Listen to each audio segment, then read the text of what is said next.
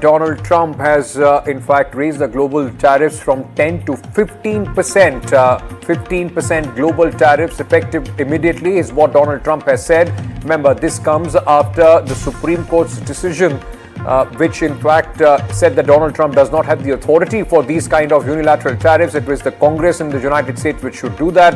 Trump has called that decision ridiculous. Now, another tariff twist as far as Donald Trump is concerned.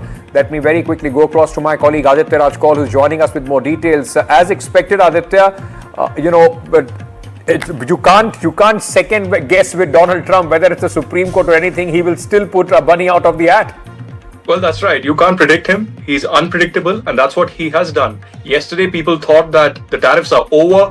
It's a big setback to the Trump administration, but bang, he comes in, does a 45-minute press conference and says that he is going to go ahead with the Trump policy. If not through the emergency process, then there are other mechanisms in the US law that he will explore. So he signed the executive order under 122 and put a 10% tariff. But now, within the next 24 hours, there's a huge twist that has happened. He has increased the 10% tariff to 12%. In his social media post on Truth Social, Donald Trump, the US president, says that the judgment was poorly written. He says it was completely ridiculous and anti-American.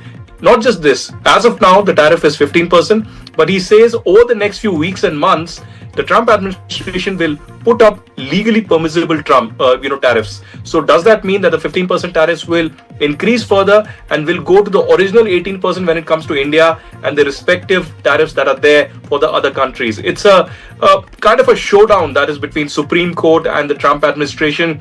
He's certainly not going to take it or put it lying low. He's going to explore everything possible in the book, in the Constitution of America and the law. He has quoted sections 301 as well as 232, that are the national security sections, etc., that he will explore.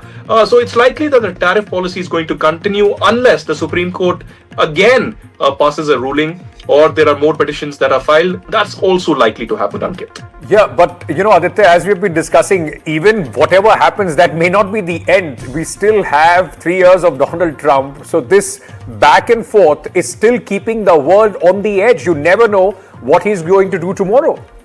Well, certainly there's been an economic upheaval all across the globe, Ankit, as you rightly pointed out.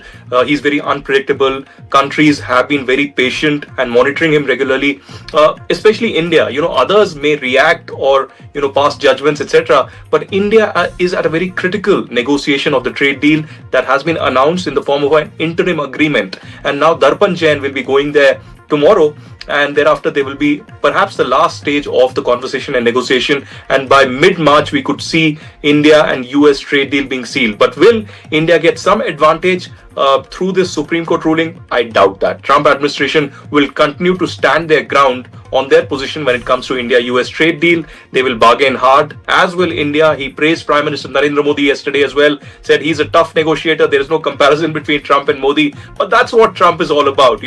He's about a lot of statements, being frank in front of the press, and he is not politically correct. He just wants to say it as it is, and he is sometimes rude. He did not spare the Supreme Court also this time around. Yes. So this is just the beginning. Perhaps there are more political and other upheavals that are in store, not just domestically in US, but all across the globe.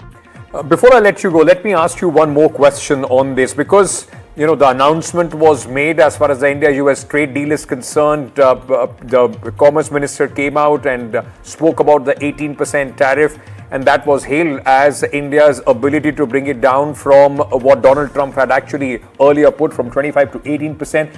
Let me ask you this, Aditya. In the view of what happened in United States, can India push back for the tariffs to go low, or the trade deal is set and done, 18% is what we are looking at?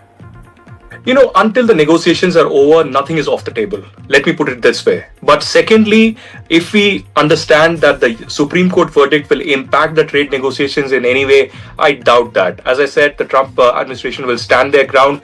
What will certainly happen is that domestically here in India, the Congress party, the opposition, will certainly attack the Modi government and say that why did you go an extra mile to perhaps please Trump? And that's what has happened. We've seen the former finance minister Chidambaram attack the Modi government and say that what happens to what you have already bargained, and given concessions on in the fact sheet and the joint statement that came in. Will there be changes? We'll know by March, mid-March, when the negotiations are over, and perhaps there will be signing of agreement. Will Trump travel to India or Prime Minister Modi go to DC? We'll know perhaps in the next few weeks, but I don't see a major impact when it comes to India-US trade deal. The Commerce Ministry did issue a statement that they are studying the verdict, but I don't see India reacting or trying to see any major changes when it comes to the India-US trade deal.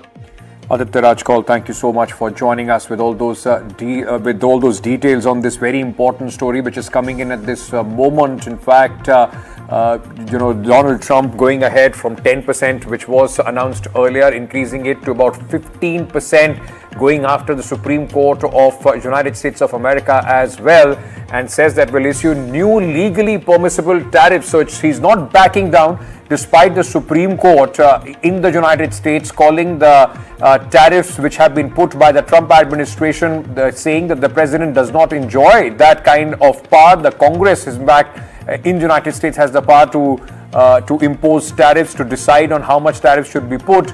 Donald Trump initially from 10% now says it will be 15% while he explores legally permissible ways to increase the tariffs.